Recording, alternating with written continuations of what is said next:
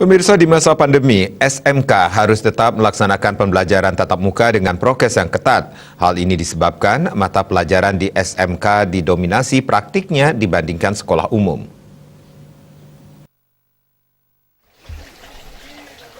Pandemi COVID-19 berdampak terhadap perubahan perilaku kehidupan masyarakat termasuk di bidang pendidikan.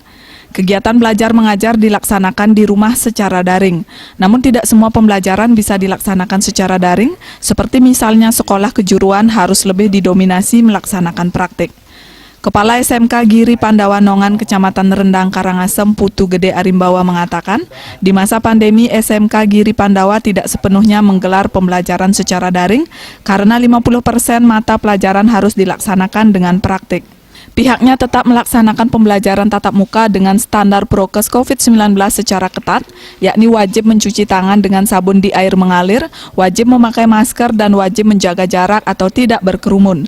Pelaksanaan praktik dibagi menjadi 2 kelompok, setengahnya melaksanakan praktik dan setengahnya lagi mengikuti pelajaran dari rumah secara daring.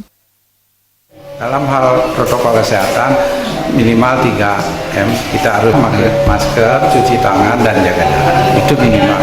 Dan di samping itu juga kita dari pihak sekolah harus sudah menyiapkan protokol kesehatan dari segi sarana prasarana. Artinya apakah masing-masing kelas sudah ada tempat cuci tangannya, apakah sudah ada hand sanitizer-nya. Kemudian kalau sudah semuanya itu lengkap, barangkali sudah dikatakan bisa untuk melakukan kegiatan tatap muka. Kedepan ketika pemerintah sudah memberikan lampu hijau belajar tatap muka, pihak sekolah lebih awal memberikan pendidikan mengenai penyebaran dan bahaya COVID-19 agar sekolah tidak menjadi klaster baru. Eka Yana, Bali TV.